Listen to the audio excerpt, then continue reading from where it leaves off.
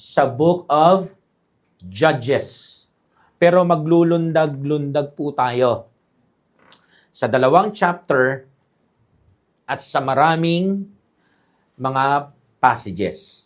Okay lang po ba? Okay. So, simulan po natin sa Judges chapter 14.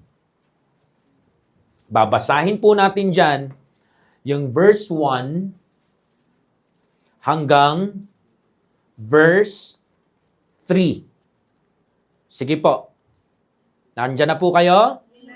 Say amen ng malakas kung nariyan na po kayo. Amen. Basahin ko na ho yung verse 1 hanggang 3. And Samson went down to Timnath and saw a woman in Timnath of the daughters of the Philistines. Verse 2, and he came up and told his father and his mother and said, I have seen a woman in Timnath of the daughter of the Philistines. Now therefore get her for me to wife. Next verse. Then his father and his mother said unto him, Is there never a woman among the daughters of thy brethren, or among all my people, that thou goest to take a wife of the uncircumcised Philistines? And Samson said unto his father, Get her for me, for she pleaseth me. Bago tayo lumundag doon sa susunod na chapter at mga talata, gusto ko lang ipaliwanag ito ha. May batas po sa Old Testament ng isang Israelite, isang Hudyo, ay hindi maaaring mag-asawa ng taga-ibang bansa. Ang pwede niya lang maging kabiyak ay kapwa niya Israelite o kapwa niya Hudyo. So dito sinasabihan siya ng tatay at ng kanyang nanay, both ng kanyang parents, patungkol doon sa batas na yon. At huwag niyo pong kalimutan, si Samson po ay isang judge. Dapat siya ang nagpapatupad ng batas at unang sumusunod. Pero makikita niyo ho dito, takang-taka yung magulang niya, bakit niya sinusuwa yon? Kaya nga sabi, wala na ba na kapwa natin Israelite? Pero anong sagot niya? Pabalagbag. Kunin niyo siya kasi napiplease ako sa kanya. So, umpisang-umpisa pa lang, mali na po.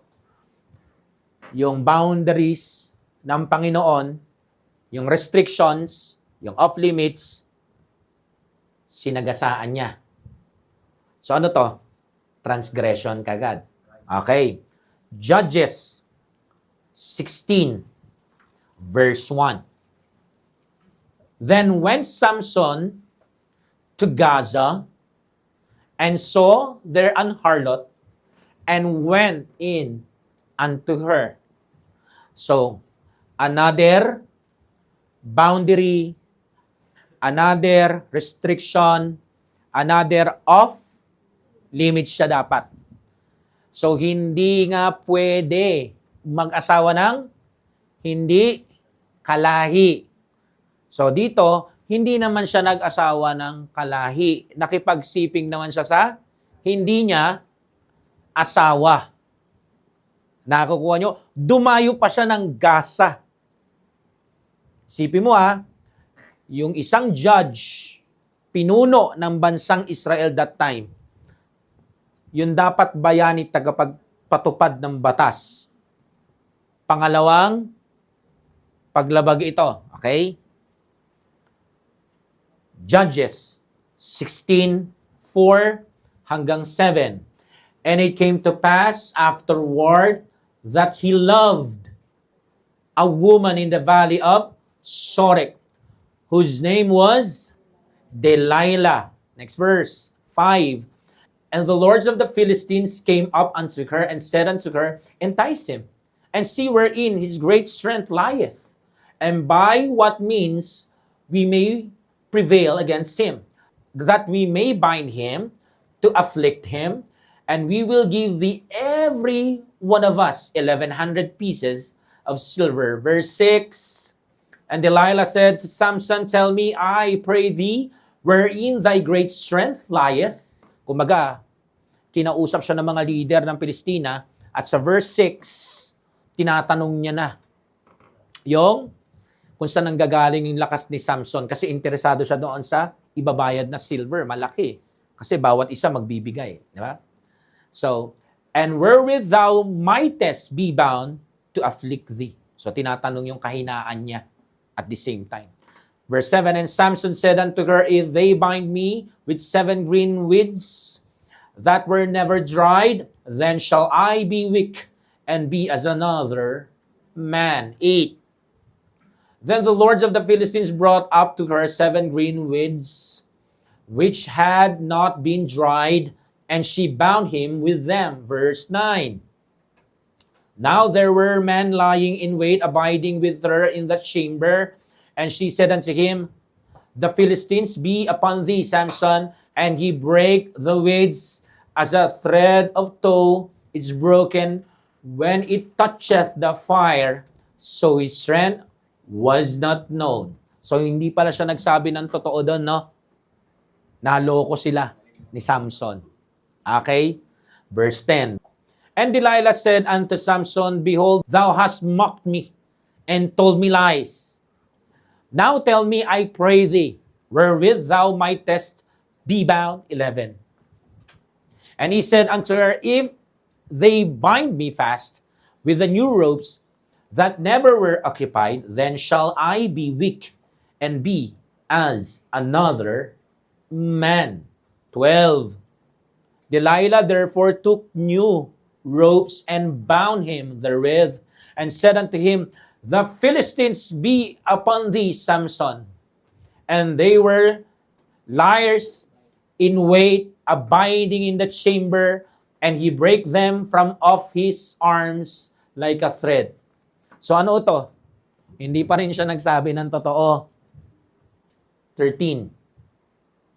And Delilah said unto Samson, hitherto thou hast mocked me, and told me lies. Tell me wherewith thou mightest be bound. And he said unto her, if thou weavest the 7 locks of my head with the web. 14. And she fastened it with the pin, and said unto him, the Philistines be upon thee, Samson. And he waked out of his sleep, and went away with the pin of the beam, and with the web. At alam na po natin ang kasunod na nangyari. Bumagsak si Samson. At yun ang pag-uusapan natin ngayong hapong ito. Maaari na po kayong makaupo. Si Samson po ay born to Manoah and his wife na isang barren na babae. Sila po ay binisita ng anghel ng Panginoon at binigyan ng prophecy na magkakaroon ng anak. At walang iba kundi si Samson. At itong si Samson daw ay kailangan is-set apart bilang isang Nazarite. Siya po ay isang tao na dedicated fully, dapat, para lamang sa Diyos. At itong kanyang Nazarite vow na ito ay meron pong mga tinatawag na boundaries. Una, wala po dapat wine o kahit anong strong drink. Hindi siya pwedeng uminom ng kahit ano doon. Never touch anything dead or unclean. Hindi siya pwedeng humawak ng kahit anong patay na o marumi according doon sa kanyang Nazarite vow. Pangatlo, never siya dapat magpaputol ng buhok. At yun yung kanyang sinabi kanino? Kay Delilah. So, ito nga, hindi niya pagpapaputol ng buhok. Ito po ay isang strong na sign ng kanyang vow. At the same time, yung hindi niya pagpapaputol ng buhok ay strong sign ng presensya ng Diyos sa kanya o sa kanyang buhay. So, ang purpose ni Samson ay maging deliverer ng bansang Israel. Maging tagapagligtas. Kasi nasa ilalim sila ng tinatawag na 40 years na pagkakasakop ng Pilistina. Siya po ay merong kakaibang lakas. Si Samson po ang pinakamalakas na ordinaryong tao na tumapak sa balat ng lupa. Ang kanyang strength ay hindi po naggagaling sa muscle. Hindi po nanggagaling sa mga binuhat niyang weights. Hindi po. Kundi ang kanyang strength, ang kanyang lakas ay galing sa banal na spirito na nananahan sa kanya noong mga panahon na yon. Until magising siyang ni-razor na yung ulo niya. Amen? Nakakahabol? Amen. So, pag-usapan natin yung kanyang mga tinatawag na supernatural feats. Alam niyo ba na si Samson ay pumatay ng isang leon gamit lang ang kanyang mga kamay? At pumatay din siya ng 1,000 na Philistines gamit lang ang jawbone ng isang hayop o ng isang donkey. At bumuhat din siya ng isang napakalaking pinto o gate gamit lang ang kanyang mga balikat. At hindi po kagaya ng gate sa panahon natin, yung gate na tinutukoy ko dambuhalang gate po yung binuhat niya. At ginawa niyang parang isang sako ng bigas lang na nilagay sa balikat niya. At kaya niya rin pong i-break ang lahat ng rope at lahat ng kadena na panali sa kanya. Nga lang, nakita natin na imbis gampanan ni Samson nang may katinuan yung pagiging judge niya, pagiging leader ng bayan ng Israel, at ingatan niya yung kanyang Nazarite vow, na sayang lang yung 20 years. Kasi yung kanyang path ay nauwi sa tinatawag na kasalanan ng gradual transgression. Umikot ang kanyang buhay sa mga nuggets ng pagkukompromiso. Akala niya, yung maliit na kasalanan, mananatiling maliit lang. Doon siya nagkamali. At yun po ang pag-uusapan natin kasi baka tayo, mula sa mga nakikita na yon hanggang sa hindi pa, maging malinaw na sa atin ngayon pa lang. Walang maliit na kasalanan ang mananatiling maliit na kasalanan. Okay? So, nagsimula siya ng good job Nga lang ang problema sa kanya, wala siyang ginawa kundi little by little o kahit konti katiting, pinupush niya yung mga boundaries ng Panginoon. Yung mga restricted area, yung mga dapat off-limits siya, hindi naman siya talaga malakihang porsyento na lumalabag. Pero, lumalabag pa rin. Hanggang sa ito ay tumubo at lumaki ng gusto. Nakakahabol po? Okay.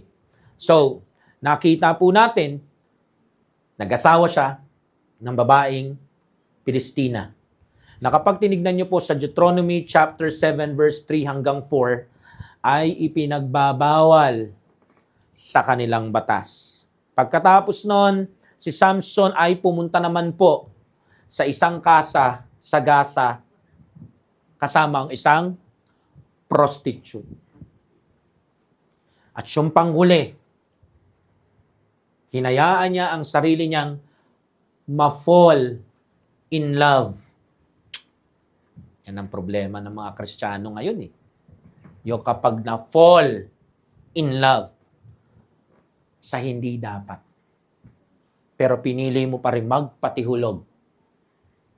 Yun po ang classic nakabagsakan ni Samson sa Bible. Nakalimutan niya, judge siya, no? Para mga Kristiyano ngayon, nakalimutan niya, Christian siya. Nakalimutan niya, pastor, preacher siya. Nahulog siya sa isang relasyon na hindi tama.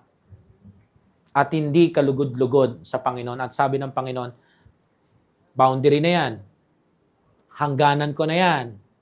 Restriction ko na yan. Hindi ka dapat nandyan. Naalala ko yung kwento ni Rizal, yung sa Gamo-Gamo. May isang salitaan doon sa kwento na yon. Masyadong nagandahan at nakipaglaro yung Gamo-Gamo sa apoy. Kinain siya nung apoy. So, ito ay maging paalala sa atin. Dahil po dito sa pagka-inlove niya sa isang Pilistina na ang pangalan ay Delilah, kaya isinilang yung lyrics na why Delilah? I'm sure sapat na po yung background na ibinigay ko. And I believe na ihanda ko na po kayo sa mensahe natin. Ang title po ng mensahe natin ay Pushing Boundaries, where small sins leads you away from God. Pushing boundaries, where small sins lead you away from God. Simulan po natin sa ating point number 1. Ano yung point number 1 natin? Rationalization of Samson. Rationalization of Samson. Pag sinabi yung rationalization, anong ibig sabihin yan, Pastor? It means, ito yung act of explaining, justifying, or organizing something in a very logical way or reasonable way. Yung acceptable way. Even if the stated reasons are not the real or full cause. In Tagalog, pag sinabing rationalization, pagbibigay ng makatwirang paliwanag or pag-aayos na ayon sa tinatawag na lohika. At sa panahon natin ngayon, ang pinakamasarap na pangangatwiran, yung walang-wala sa katwiran. At yun po ang nangyari kay Samson. Sa Judges chapter 14 verse 1 hanggang 3, and Samson went down to Timnath and saw a woman in Timnath of the daughters of the Philistines, and he came up and told his father and his mother and said, I have seen a woman in Timnath of the daughters of the Philistines. Now, therefore, get her for me to wife. Dito pa lang, wala na siya sa katwiran. Amen? Amen. Anong sunod na talata? Then his father and his mother said unto him, Is there never a woman among the daughters of thy brethren, or among all my people, that thou goest to take a wife of the uncircumcised Philistines? Yung tatay, yung nanay, yung parent ni Samson, sila ang nasa katwiran. Kaninong katwiran? Katwiran ng Diyos. Hindi sila lumabas doon sa boundaries ng Diyos. In fact, sinabi niya, ito yung kagandahan ng boundaries. Marami ka na makukuha dito sa pamilya natin at sa bayan natin. Bakit hindi na lang doon? Kumbaga, ibinibigay diin nila na hindi mo kailangang pumunta doon sa mga restricted areas. Hindi mo kailangang lumagpas doon sa nilagay ng Lord na off-limits tayo. Pero anong sagot ng nangangatwiran na wala sa katwiran?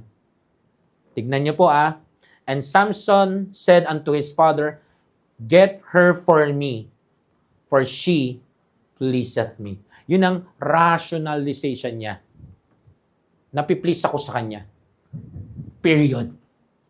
So sinasabi niya, wala akong pakialam kung merong ma-push na boundary ng Diyos.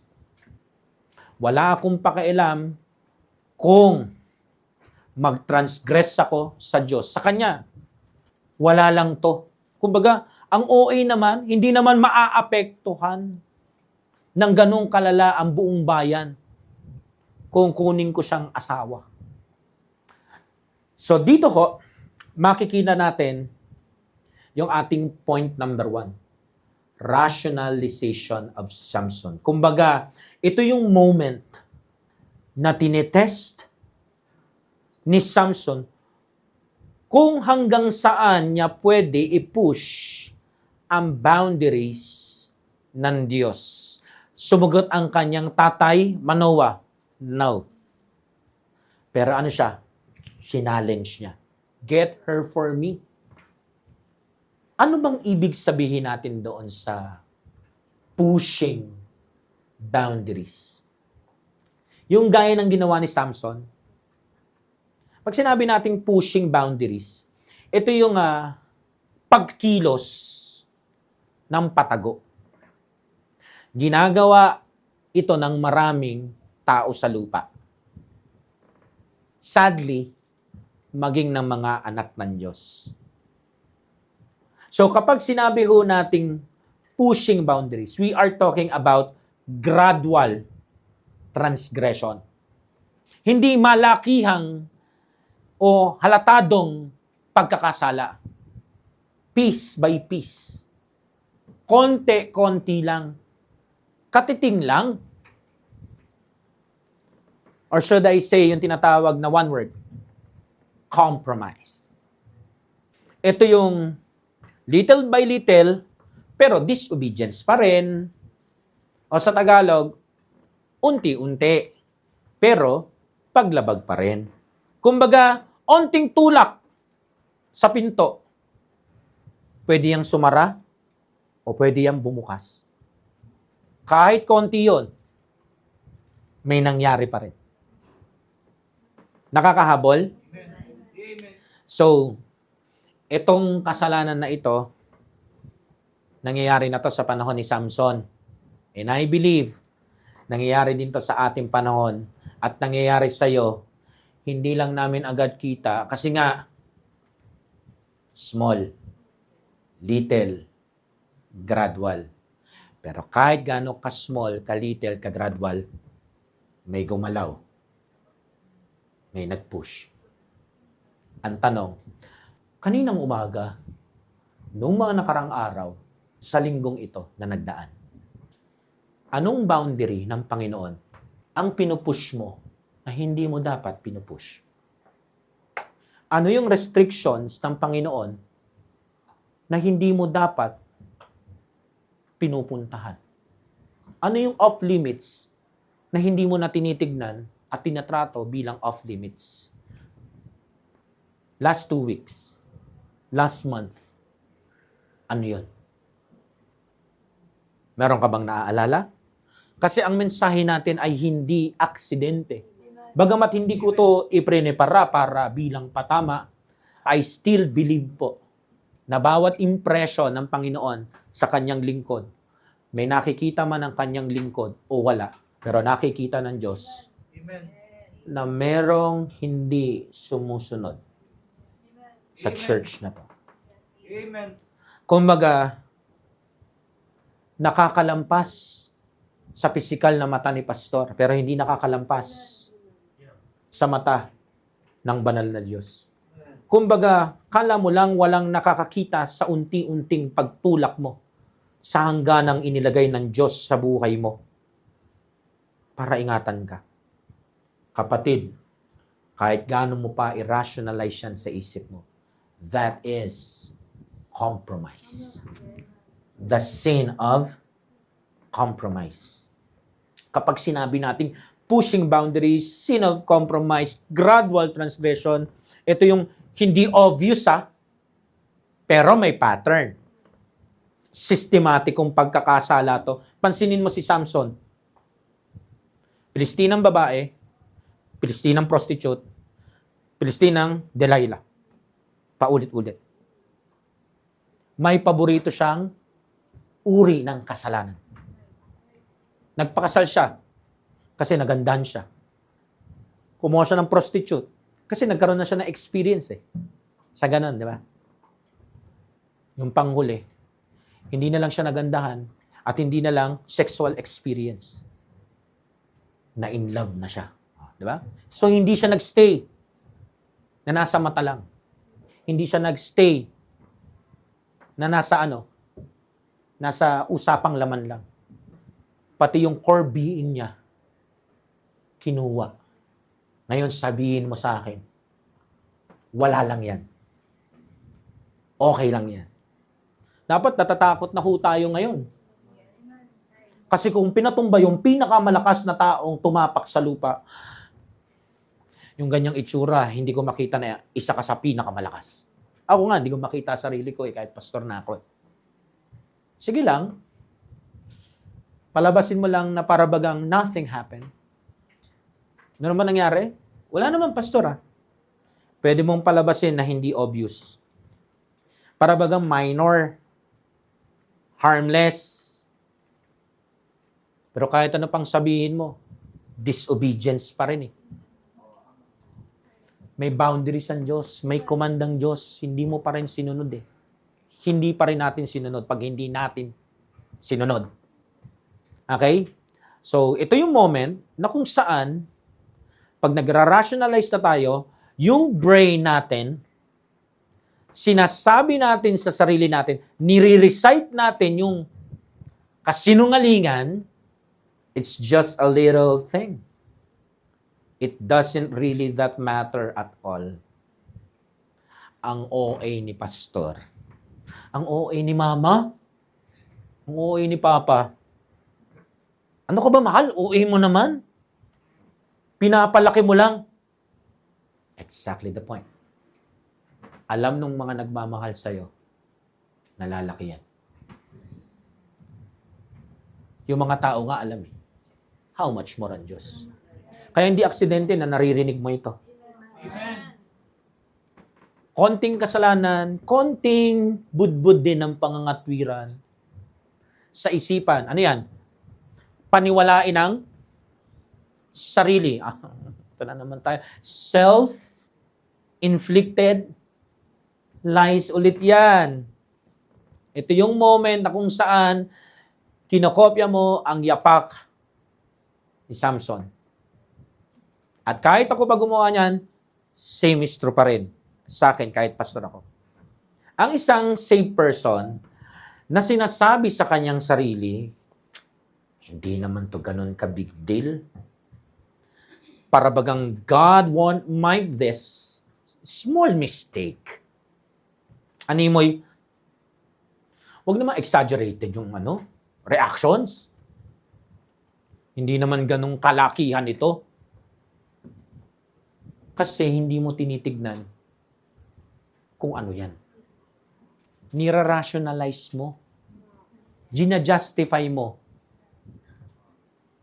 Yung ganyang mentality, yung ganyang rationalization, ibig sabihin, totoo yung title ng message ito. Pinupush mo yung boundaries ng Lord. Hindi externally, kundi internally. At the same time, ito rin yung uri ng kasalanan, listen up, na mahilig manesting. I believe, tinesting ni Samson kung kikibo ang tatay Manoa niya at nanay niya. Kumibo. Anong plan B niya? Maggalit-galitan. Basta, kunin niyo siya. Gusto ko siya. Napiplease ako sa kanya. Diba ganon? Kapag hindi umiral yung plan A na paninesting, maggagalit-galitan na lang ako. Magtatampu-tampuhan na lang ako. Para yung another party na kaharap mo, magdedesisyon out of emotions na pinakita mo. Mahilig mag-testing the waters. Kikibo ba ang Diyos kapag tinulak ko ng konti o ginalaw ko ng konti yung boundaries niya? Mahilig tong manesting itong kasalanan na to. Habang chine-check niya at sinisikap niyang intact pa rin yung kanyang imahe. Habang chine-check niya at sinisikap niyang intact pa rin yung kanyang reputasyon, maging yung kanyang posisyon sa mata ng publiko, that is wickedness. Hypocrisy. Anong resulta sa atin? Kung gagayahin natin ang lakad na to, tayo mga Kristiyano sa church na to, magsisimula tayo na lumayo sa takot sa Panginoon. Hanggang makita natin yung sarili natin, wala na tayong ganang sumunod sa Panginoong Yesus na may paggalang at respeto sa kaluwalhatian niya.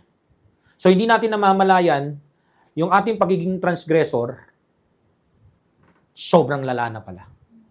Terminal na. So, ito yung kamandag ng konting dosage ng rationalization. Hindi siya mananatiling maliit na dosage. Mahuhuk ka. Lalaki at lalaki yan. Hindi yan mananatiling katiting. Ito yung sandali na successful na si Satanas.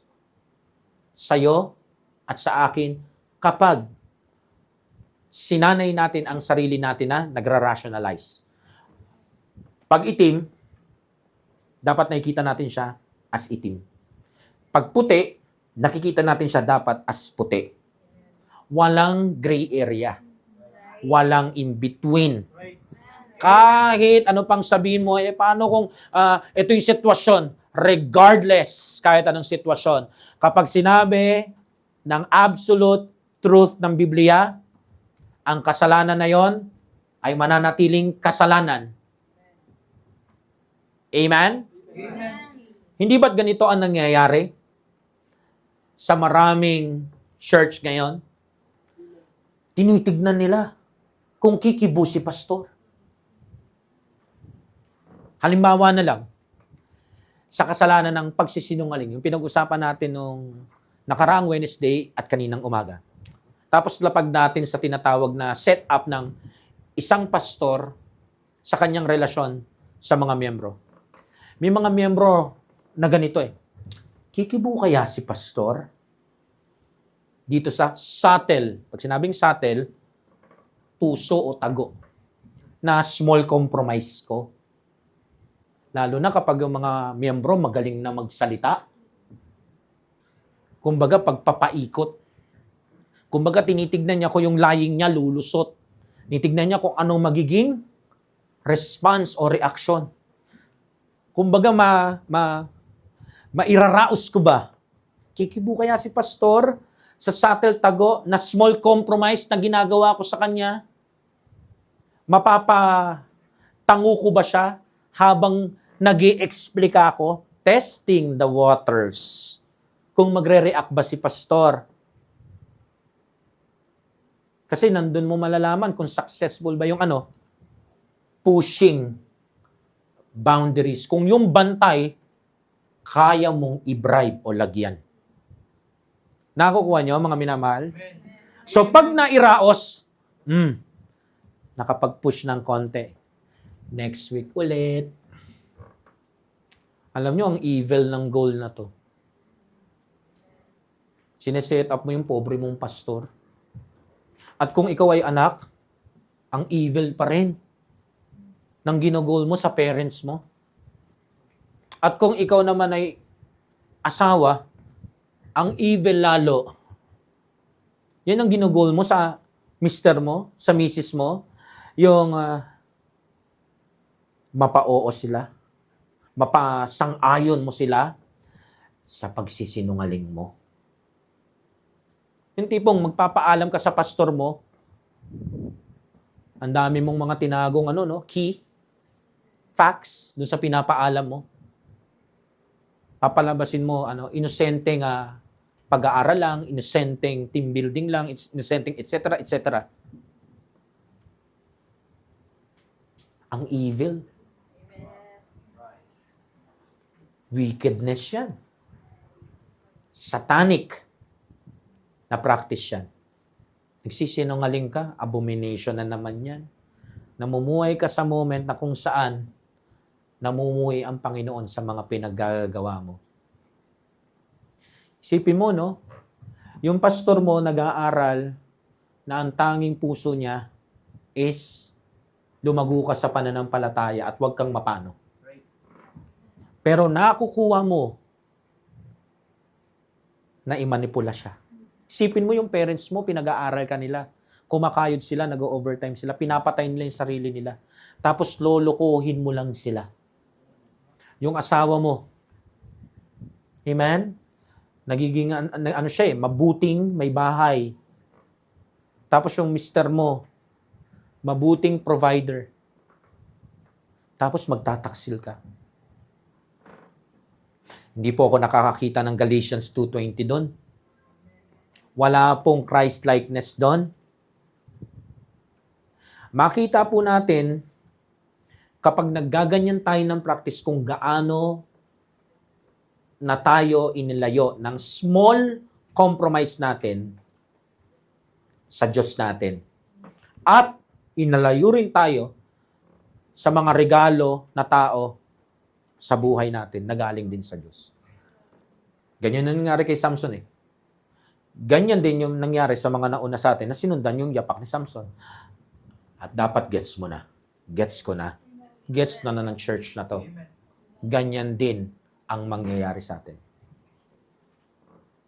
At kapag pinili mo na magpatuloy sa pagpupush ng boundaries, ito yung lugar na kung saan yung small sin 100% will definitely lead you away from the Lord Jesus Christ.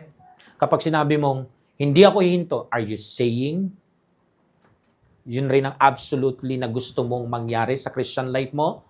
Yung nangyari kay Samson? Gusto mo ganon? Malayo narating niya. Amen? Pero ang tanong, yun rin ba ang nais nating malayong marating natin? Anong saysay ng makarating sa lugar na napakalayo?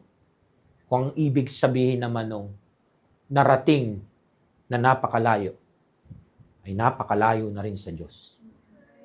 Right. Amen. Kung Kristiyano ka na nasa sound mind ngayon, aayawan mo yung practice ng pushing boundaries. Hindi mo iismulin yung small sins na yan. Number 2. So, nandito pa rin ho tayo sa mensaheng pinamagatang. Pushing boundaries where small sins lead you away from God. So, tapos na po tayo doon sa rationalization of Samson. Please, kung nagra-rationalize ka pa rin, stop. Yung ganyang mentalidad, crucify it sa cross ng Lord Jesus Christ. Kasi hanggat nandyan yan, hindi mangyayari yung not I, but Christ. Ang mangyayari, magpapatuloy ka sa kasalanan. Dulo niyan, downfall. Okay?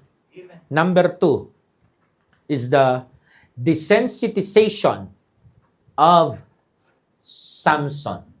Desensitization of Samson. Pag sinabing desensitized, ito yung process of gradually becoming less sensitive or less affected or less responsive sa isang bagay katulad ng feelings na pain, fear, lahat na may kinalaman sa tinatawag na moral standards, nagiging lesser o nalilesen. Hanggang sa tuluyan ng mawala. Desensitization po iyon. Meaning, kung ilalagay natin sa Christian living, sa moment na to, what you thought was wrong before becomes normal to you over time. Ibig sabihin, nakapag-rationalize ka. Shinattered mo yung mind mo sa truth ng Biblia. So, paulit-ulit na recitation ng kasinungalingan. Result? Desensitized. Kung maalala niyo yung preaching doon sa camp natin, chastisement, o yung tinatawag na palo ng Diyos sa isang tunay na anak ng Diyos. So, makikita natin doon sa kanyang preaching na inihatid sa atin na sobrang ganda doon sa huling gabi natin doon sa camp. Na ang Diyos hindi po nang tolerate. Na ang Diyos ay hindi enabler. Hindi magiging kasi siya ay holy. Amen. Siguro may mga nagpipreach na ganun ang himig, ganun ang tono, ganun ang parating. But, yung karakter ng Panginoon hindi magbabago. Mananatiling banal. Amen. Hindi po niya i-corrupt ang sarili niya. Kasi once na i-corrupt niya ang sarili niya sa kasalanan, yun na po ang paghinto ng pagiging Diyos niya. Magiging sinner na rin siya. Pero alam natin na hindi yun gagawin ng Diyos. At hindi magiging kailan-kailanman. Right. Kaya nga nakita natin dun sa preaching, nagturo siya ng chastisement. Pero sa kabila ng mga ganyang old-fashioned na mga turo, makakarinig ka ng mga tila baga, mga modernized Christian branding sa panahon natin. Ano yun? Yung mga linyang, wala naman. Nanakot lang si pastor nung camp. Ang katotohanan pa nga, atin-atin lang Hindi ko nga sinunod Magto 2 months na, pa 3 months na nga Pero, okay naman ako. Nothing happened naman na masama sa akin. In fact, all goods pa nga Na-promote pa ako. Alam nyo yung mga ganyan, ang tawag dyan, na desensitize ka na ng kasalanan mo. Kailangan mo magkaroon lagi ng oral recitation sa isip mo para paniwalaan ang bagay na yan. At itikom ang Bible mo. Dalin lang, pero manatili siya nakatikom. Hindi lang sa harap ng mga tao, higit sa lahat, nakatikom sa puso at isipan mo. That is pushing boundaries.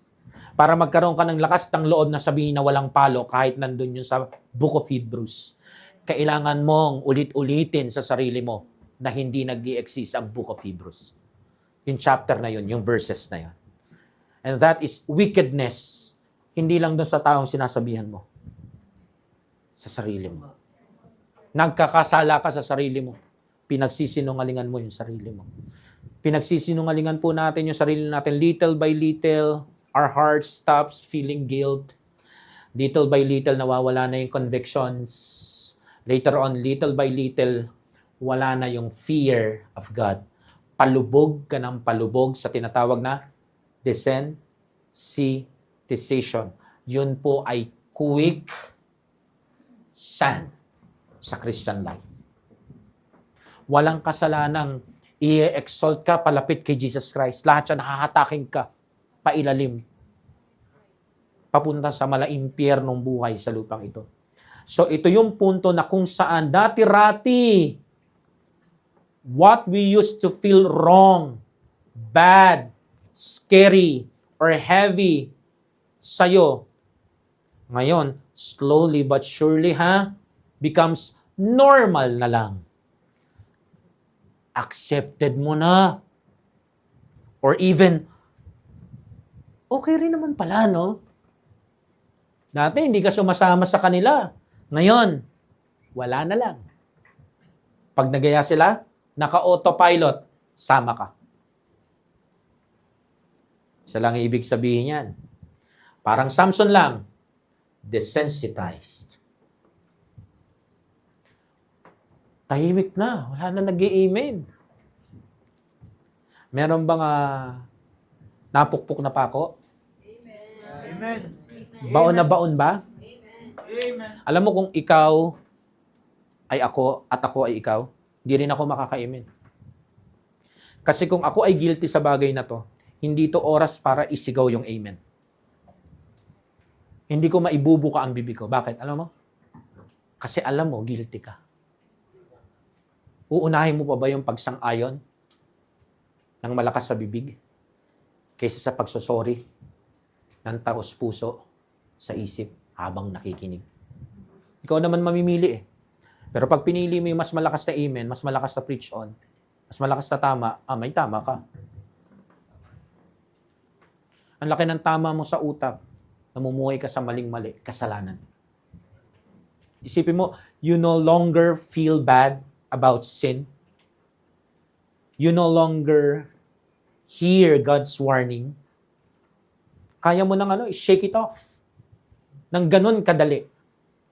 Kung tayo yon mga minamahal, ibig sabihin, we no longer care about crossing His line. Alam niyo, pag napunta tayo sa ganung lugar, that is a very frightening place to be. Kung hindi ka natatakot, I suggest hilingin mo sa Lord, ipakita sa iyo kung gaano yon nakakatakot. Kasi isa lang ibig sabihin yan, desensitized ka. Sinanay mo na yung sarili mo sa kasalanan.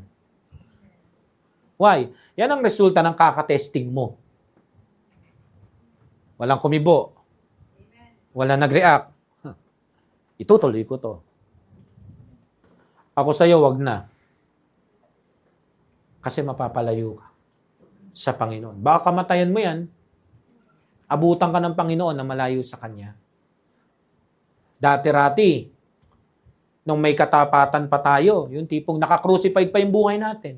Yung tipong totoong-totoo pa yung crucified, not I, but Christ na yan. Totoong-totoo pa yung mga life verse mo. Kapag may nilapag sa'yo si Satanas na ganito, ano sasabihin mo? I cannot do that. Yun agad ang initial reaction mo. That is immorality.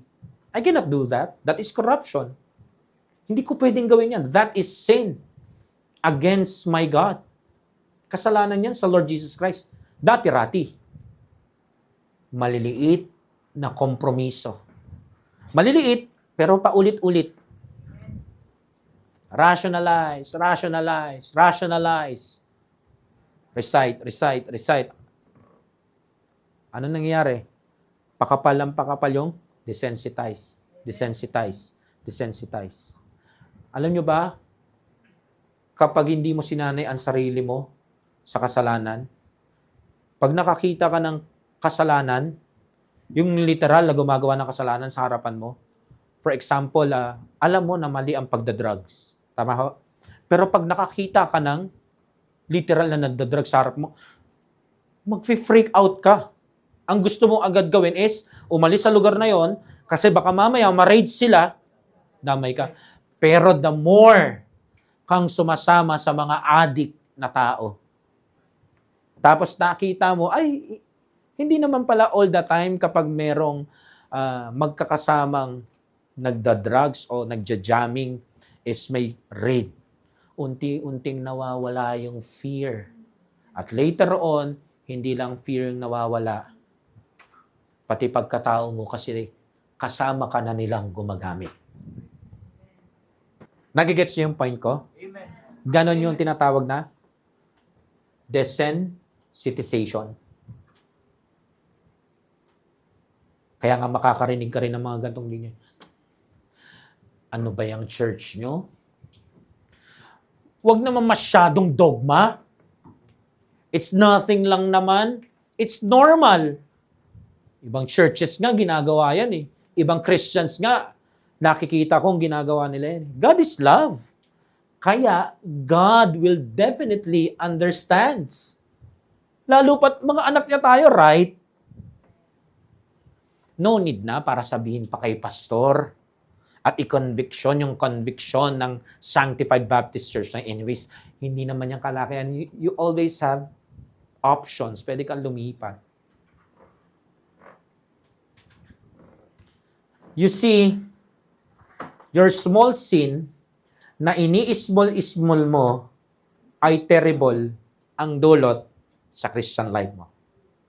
It is terrible para sa isip mo. It is terrible para sa puso mo. It is terrible para sa relationship mo sa Ama sa Langit. Small but terrible. Delikado yan, Brad. Pa-downward spiral ka dyan. Ganyan-ganyan yun nangyari kay Samson at sa mga napanood kong Christians na nauna sa atin sa pila. First, marrying a pagan woman felt wrong muna. Later on, sleeping with a prostitute felt normal pa rin. And finally, Samson was so desensitized na umabot siya sa point na revealing God's secret vow ay wala na lang sa kanya. He didn't feel dangerous at all.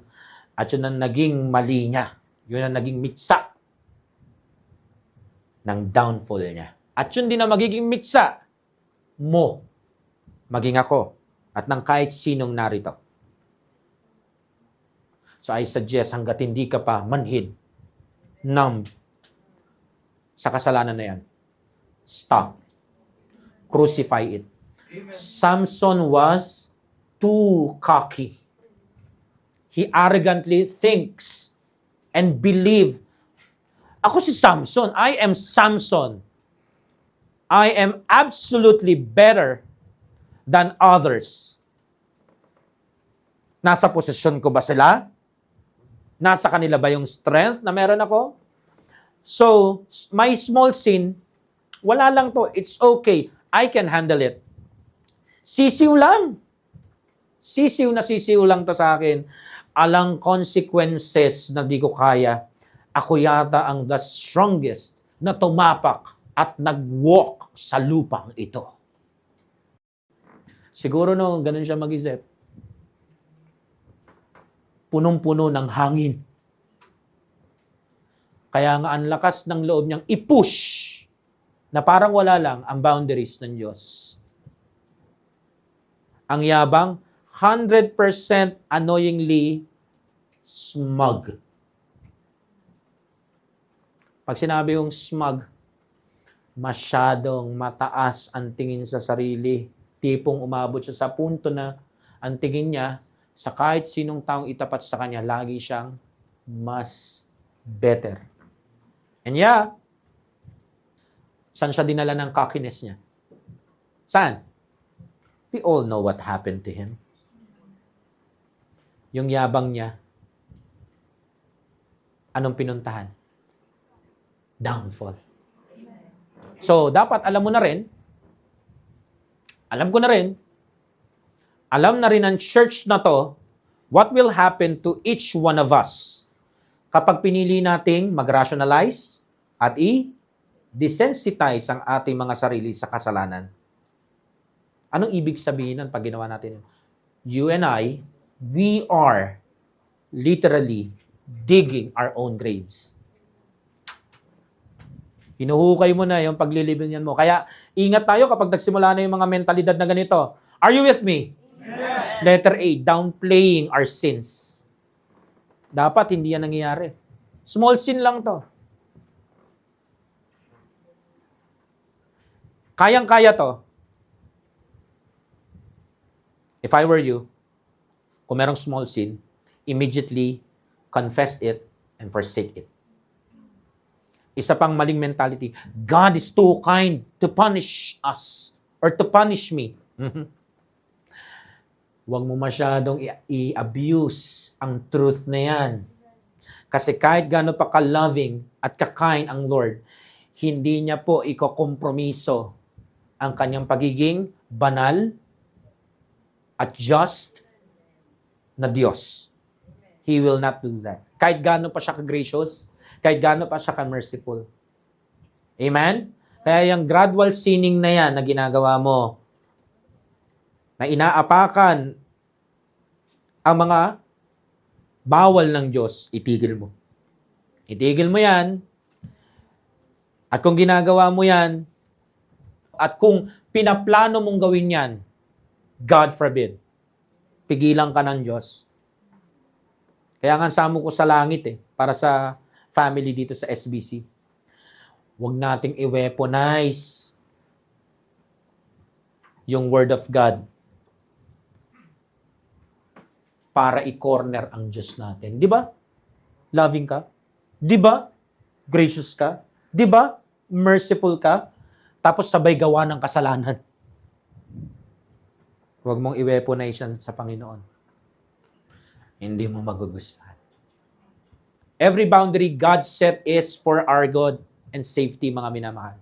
Lahat na mga boundary na sinet up ng Diyos sa harapan natin na nakalagay sa kanyang salita ay para yan sa ating ikabubuti at safety. Kaya nga ho, masasabi natin, kahit yung pinaka-smallest na violation ay para bagang pagsigaw sa harapan ng Panginoon. I know better than you. Sinasabi mo yun sa Diyos. I know better than God. That is arrogance. Huwag kang cocky. Niligtas ka lang ng Panginoon. Yung ganyang mindset is rebellion against God's authority. It is lying to yourself, lying to God. You are pretending it is nothing, kahit hindi siya nothing lang. Alam na alam mo na kahit gaano pa yung ka-small, yan ay salang-sala pa rin. Kahit gaano yung ka-little, kasalanan pa rin yan. It is exactly the sin of Samson. He pretended na na strong hero, strong leader ng Israel. Kala mo talagang obedient. Kumbaga yung kanyang mga talumpati, tama, sukat, kapani-paniwala. Pero kapag sumapit na ang gabi, nasan si Samson? Nandoon sa mga babae na hindi niya dapat kasama, sumisiping-siping siya doon. Sana hindi tayo ganun, ha? Pinipreach yung tama. Kinakanta yung tama. Ina-advise pa yung tama. Bandang muli, malalaman ng lahat, namumuhay sa kasalanan na patago. Wala akong pamumuhay sa kasalanan na nagsimula ng malaki. Nagsimula yan sa piso-piso muna. Hanggang tumubo. Ang kasalanan ay di lang mere na nabubuhay sa salitang malaki ang aksyon. Amen? Buhay na buhay rin ito sa konting mga pagte-turn ng ating back sa banal na Diyos gamit ang ating mga puso at ating mga isipan. It's like little by little we are losing our fear sa ating Heavenly Father. Little by little we are losing our desire to follow the Lord Jesus Christ faithfully. Kasi you can follow Jesus Christ na wala yung word na faithfully. Pero it is a must. Dapat pag susunod tayo sa Panginoon, laging may faithfulness. Hindi po pwedeng wala. Pinush ni Samson ang boundaries, little by little. Ikaw rin ba? O baka na, itulak mo na. Ilang buwan na? Ilang taon na? Ilan na yung mga nailusot mo na tinesting mo si pastor? Ilang beses mo nang na-irrationalize? Naniniwala ka na? Gano'ng kalaking percentage ang paniniwala mo? Kasi gano'n din kalaking percentage yung pagiging desensitized mo. Kaya nga madalas hindi ka na tinatabla ng preaching. Tinatablang ka pa ba? Samson pushed God's boundaries little by little, thinking his strength would always be there for him until Samson lost everything. Sana ho, huwag tayong magising kagaya niya. Na akala natin, malakas pa tayong Kristiyano. Yung pala, matagal na tayong backslider. Number 3, pagkatapos ng rationalization, pagkatapos ng desensitization, punta naman tayo doon sa the solution. So number 3, the solution is found in Jesus Christ. God gave clear steps to stop pushing boundaries para manatiling obedient. Una na dapat natin makita, letter A, is we have to learn to respect God's boundaries. Ngayon, kung natutunan mo na yan dati, tapos napunta ka sa mundo ni Samson, you have to relearn na i-respect yung boundaries ng Diyos. Sa Matthew chapter 5 verse 19, whosoever therefore shall break one of these least commandments shall be called the least in the kingdom of heaven. Anong sinasabi diyan? Do not say within yourself na itong command naman na ito ay maliit lang eh. Tipong yung pinupunto mo is I can break it. Pero kaya ko ring ayusin to. Alam mo kung anong tawag diyan? That is disrespecting God's boundaries. Dapat hindi ka magkaroon ng ganyang kaisipan. Walang malaki at lalong walang maliit na command ng Lord. Ang command ng Lord ay command ng Lord. Kasi kapag ganyan ang kaisipan natin, mga minamahal, i-dishonor natin pati ang person ng Godhead. Maging ang Lord Jesus Christ natin.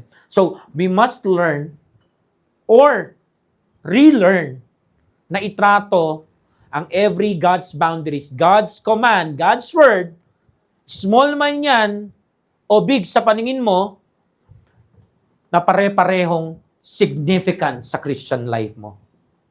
Amen? Amen. Kasi ang pamumuhay po sa kasalanan ay palaging nagsisimula sa small thing na ang tawag ay neglection. Kapag sinimulan mo ng tignan na merong malaking command ng Diyos at merong maliit lang, pag nagsimula ka ng tignan yung maliit lang na yun, ang maliit lang talaga, meron ka ng nilineglect. At siyang negligence na yan is basically the ticket we use to board the flight called disrespecting God and His boundaries, and its final destination is straight to backsliding. So the next time you catch yourself saying amen without even a hint of shame, kahit alam mong may ganito kang galawan sa Christian life mo, totally shameless ka, like para bagang absolutely nothing wrong ever went down, naku po, meron kang Samson syndrome. Papunta ka sa backsliding. Which means, nasa kasagsagan ka ng pagpupush ng boundaries ng Diyos. And that is the exact place where small sins leads you away from the Lord Jesus Christ. Kaya habang gracious pa ang Lord, turuan na natin ang mga sarili natin. O ituro natin muli sa mga sarili natin, respeto. Ibalik natin ang paggalang sa salita ng Diyos.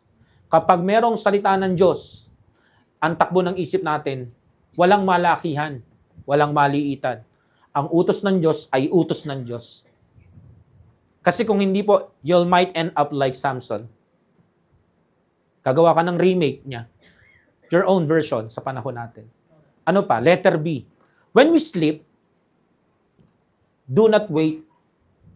Confess and forsake it immediately. Kapag mayroong mga sleep up sa atin, pag nagsisimula ng mag-sleep up, yung pag-rationalize, nakikita mo may mga ganyan ng banta, wag mo nang patagalin. Naaabot ka pa sa ma-desensitize ka. Anong dapat mong gawin? Confess na agad. Forsake na agad. Sabi sa 1 John chapter 1 verse 9, if we confess our sins, He is faithful and just to forgive us our sins and cleanse us from all unrighteousness. Di ba yun yung ginawa ni David? Doon sa Psalm 32, 3 hanggang 5, kinonfess niya yung kasalanan niya. Kaya ang Lord, pinatawad siya. Kasi kapag hindi po tayo nag-confess at di po nakita ng Panginoon na yung confession natin ay merong nilalaman na forsaking ay walang mercy.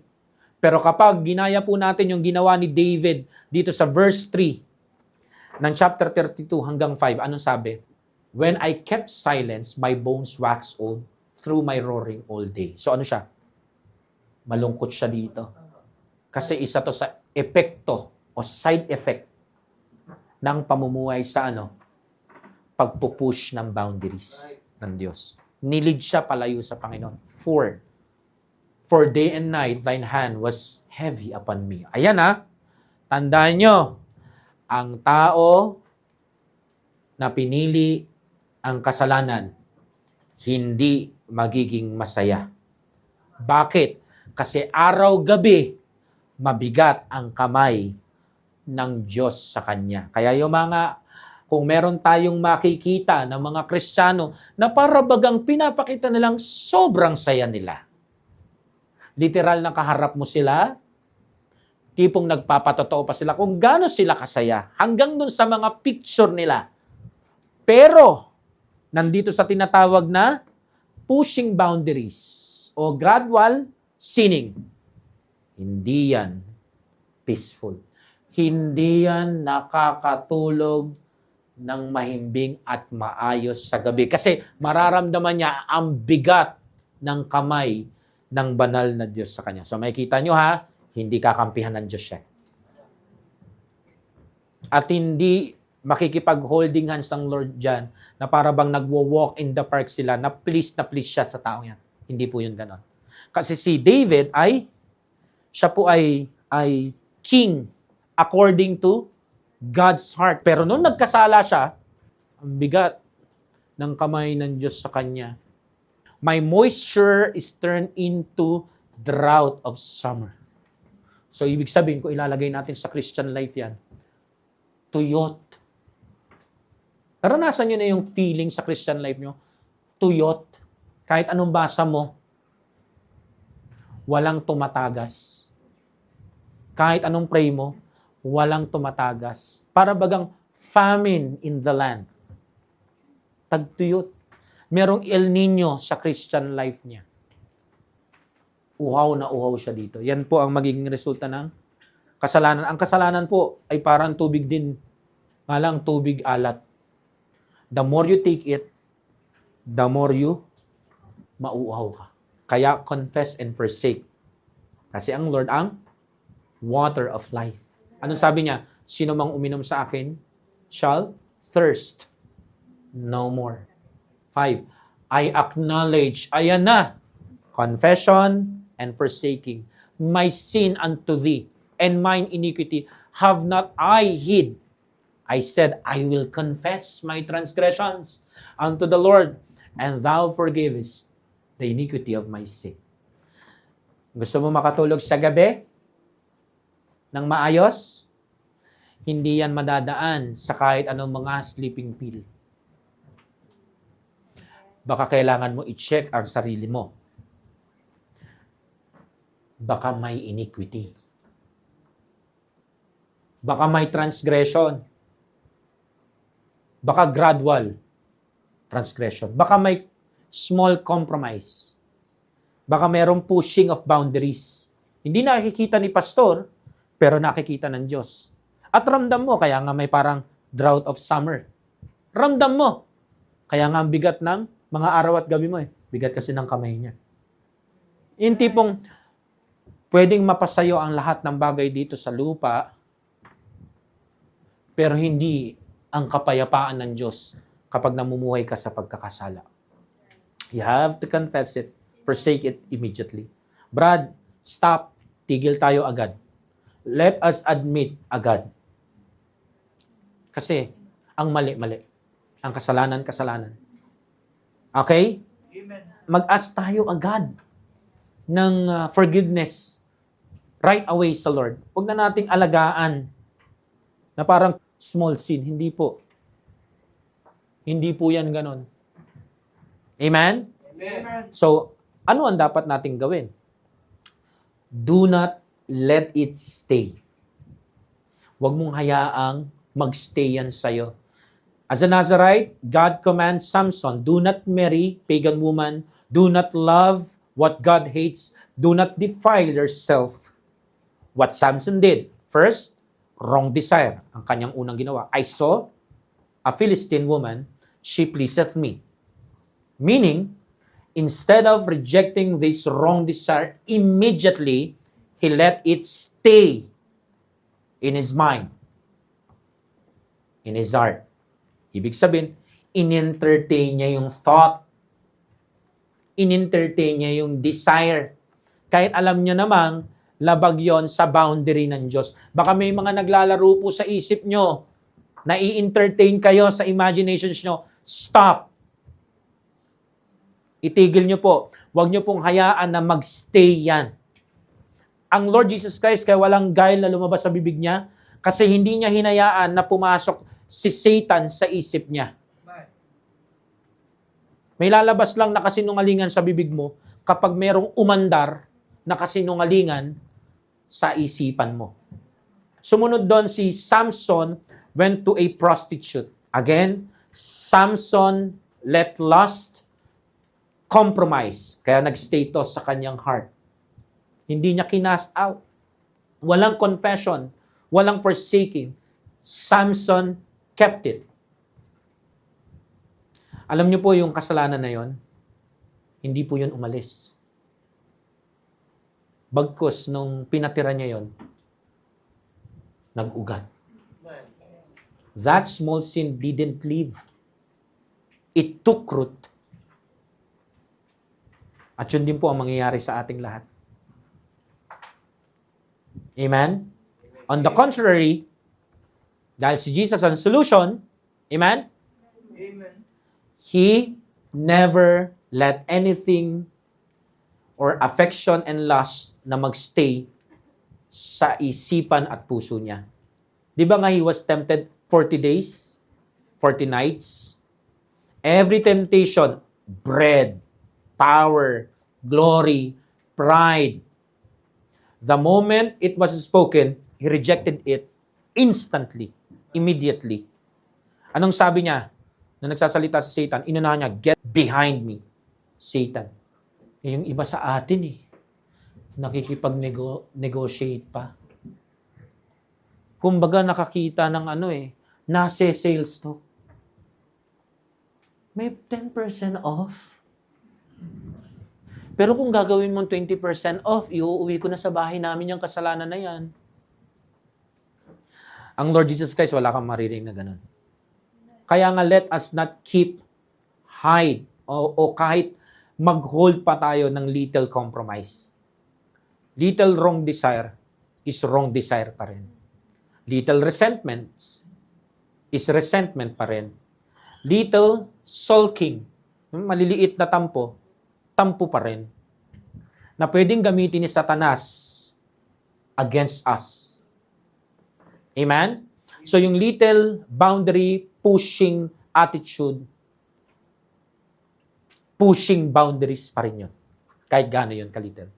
So wag na natin payagang mag-remain pa yung mga little, small na yan. Kasi hindi naman sila magre-remain na little, small. Mag-uugat sila at magiging malaki silang puno. Maliban sa mahirap na ituwid, mahirap din bunutin yan kapag naging dambuhala na. Amen?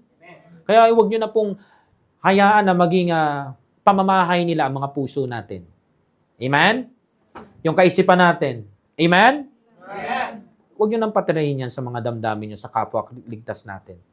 Amen? Sabi nga a little leaven, leaveneth the whole lump. Ilalayo ka niyan sa Diyos. Wawasakin ang buhay mo niyan. Kahit gaano pa kalital yan.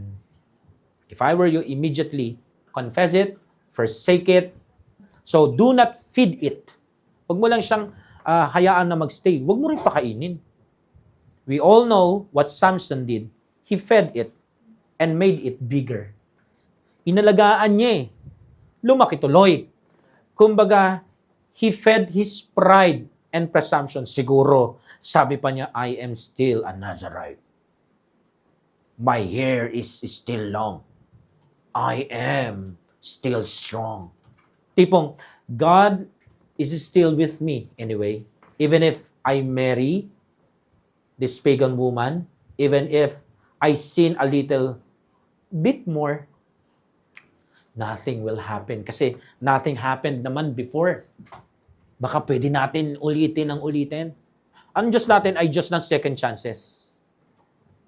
Pero sino man nagsabi sa'yo na porque Diyos siya ng second chances, ay lagi ka may second chance. At lagi niya rin yung ibibigay. Kung ganyan ka, parang kasi Samson, you are lying to yourself. Every single day, pinapakain mo yung kasinungalingan mo. At lumalaki yan. Every time Samson pushed a boundary and nothing bad happened, right away, ang sinasabi niya ay yung sinasabi din ng maraming Kristiyano ngayon. See? I'm fine. I'm good. Hindi totoo yung sinabi ni Pastor sa preaching niya na palo-palo. At dahil wala namang ganun talaga, wala naman ako natanggap na mabilis ang palo, I can do it again. And I will definitely do it again. Alam niyo, ganyan yung mga serial killer eh. Dahil hindi sila nahuli. Kaya naging series yung killing. Hanggang sa umabot sila sa too cocky na sila. At arrogant na sila. Hanggang nahuli sila sa pinaka-dumbest way na mahuhuli sila. Yun ang dahilan kaya si Samson hindi huminto. Di ba? Kahit niloloko na siya ng harap-harapan ni Delilah, lahat ng mga sinabi niya, kunwaring kahinaan niya, ginawa sa kanya, di ba? Pero ito siya, he kept talking to her. Dapat yung umpisa pa lang, parang binibenta ako ng bruhang to. Pero ano nakita natin? He kept listening to her.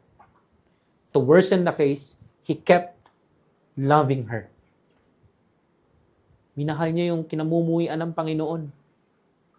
In short, Samson fed his sin until it became normal to him.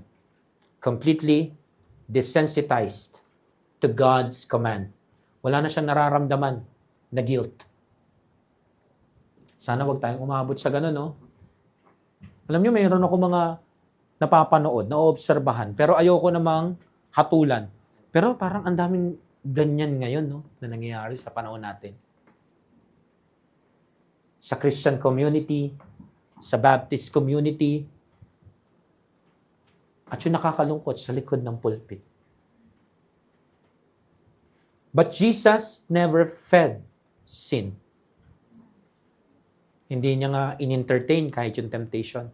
Wala tayong makikita sa Bible na nag-rationalize siya sa isipan niya, nag-justify siya sa anything about temptation. Jesus never said, oh, it's okay lang naman. Just this once lang naman. Wala hong ganun. He never entertained negative, wrong, lustful, selfish thoughts.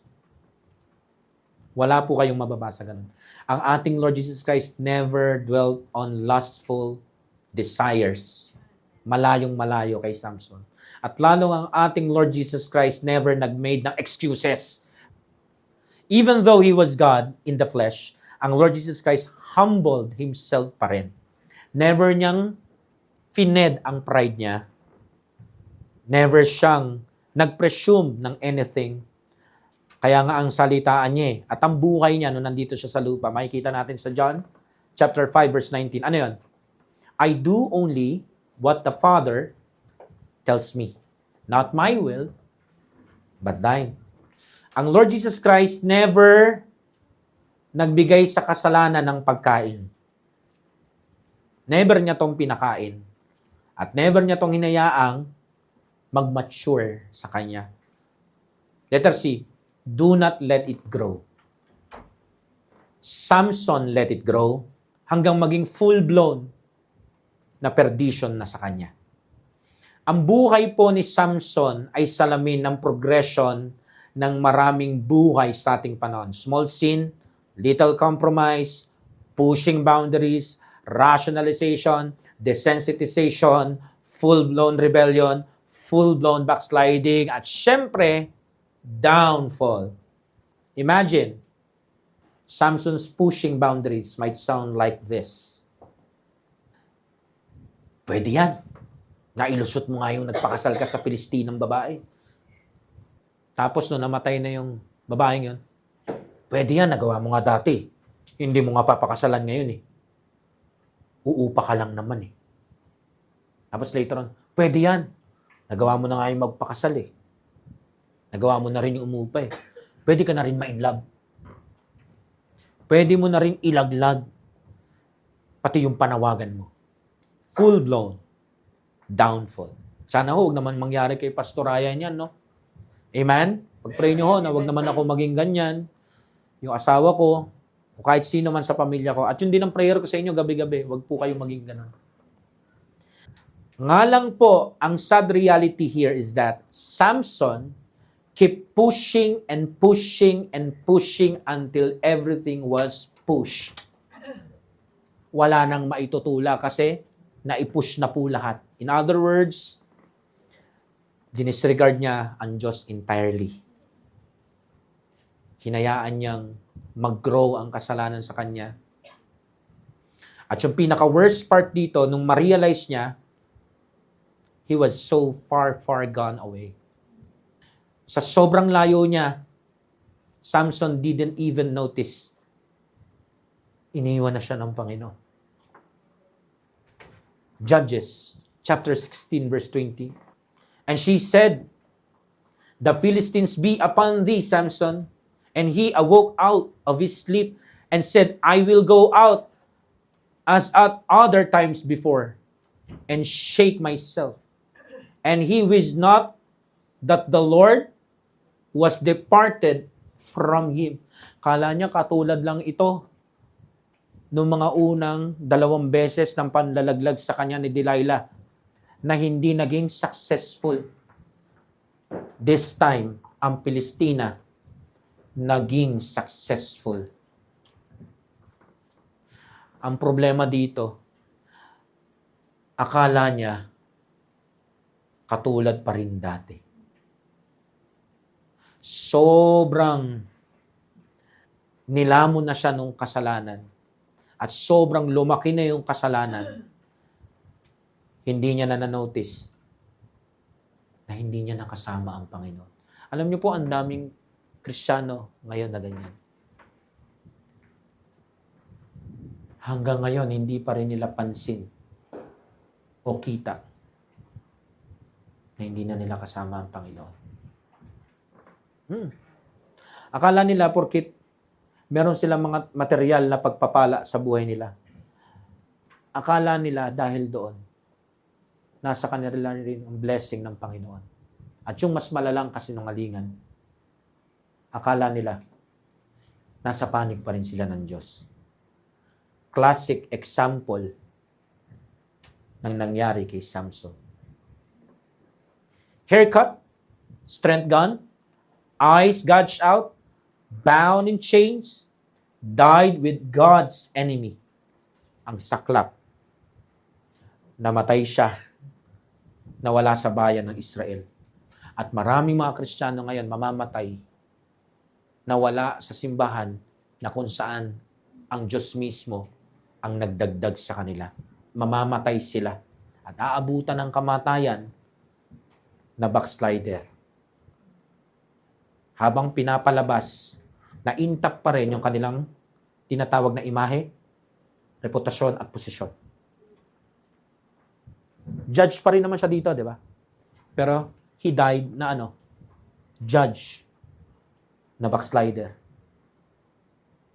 nawala sa Panginoon.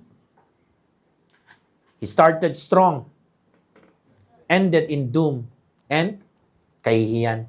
And I'm telling you right now, that is exactly what will happen when you and I let it stay, fed it, let it grow. Yan ang mangyayari sa atin. At kung meron hong makakarinig nito na sinasabi, hindi totoo yan. Totoo siya. Pag sinabi niyo sa akin, well, prove it. Samson. And if I were you, kaysa i-challenge ako, huwag ka masyadong cocky.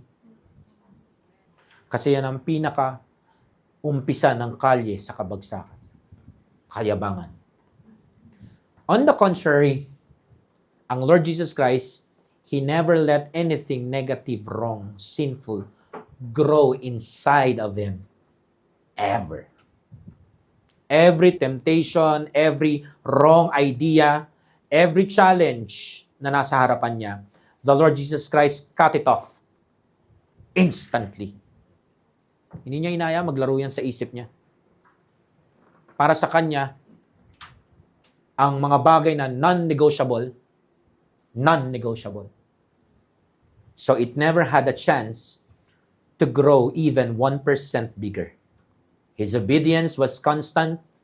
His obedience was complete.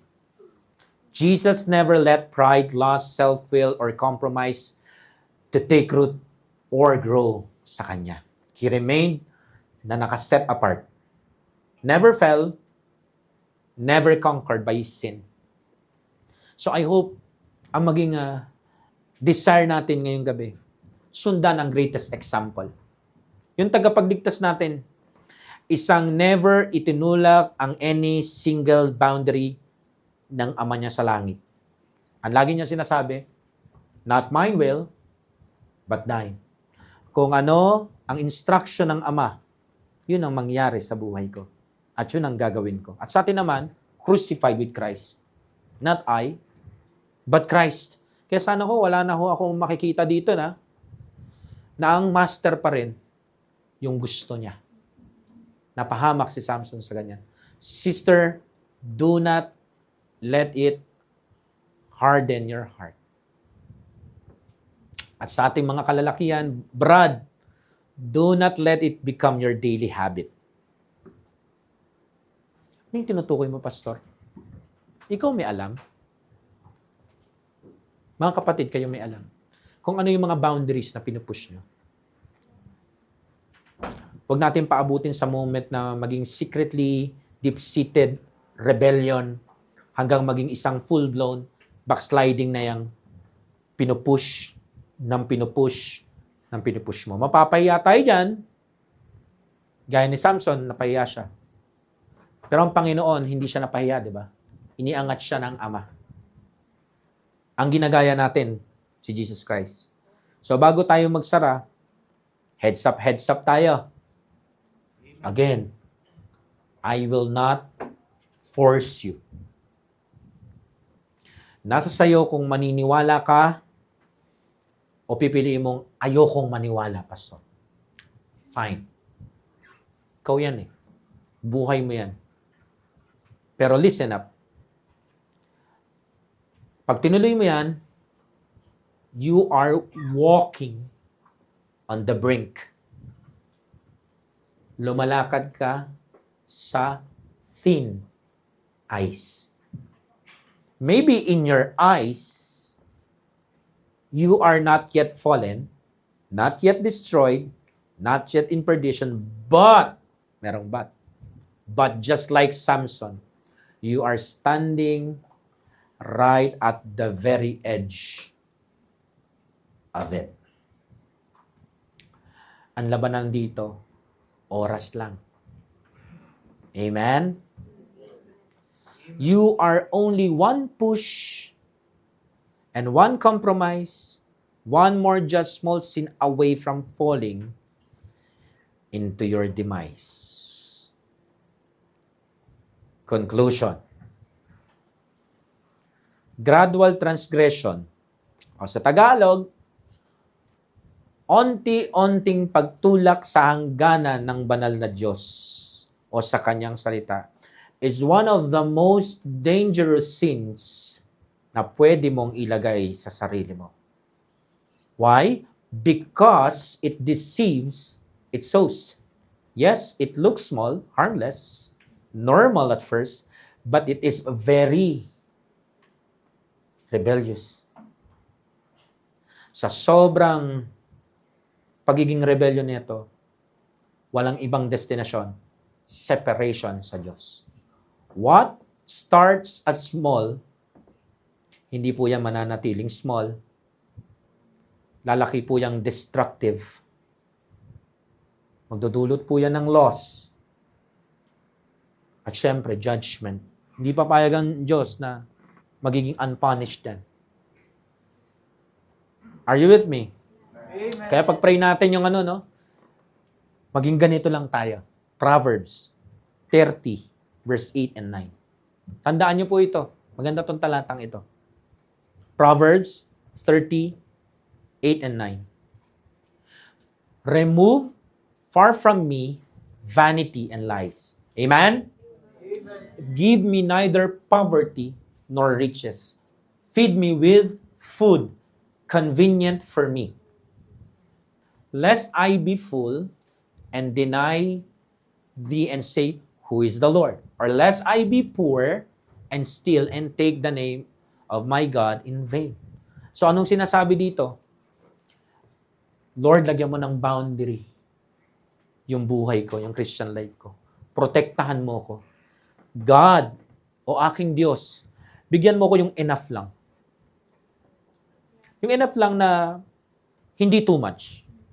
Yung enough lang na hindi naman too little. Para hindi naman po ako magkasala sa'yo. Kasi kapag sumobra, baka makalimutan kita. Baka pag kumonti naman, gumawa naman ako ng masama at makaladkad ko yung pangalan mo sa hindi maganda sa harapan ng mundo. Okay na yung sakto lang. Si Samson kasi sumobra eh.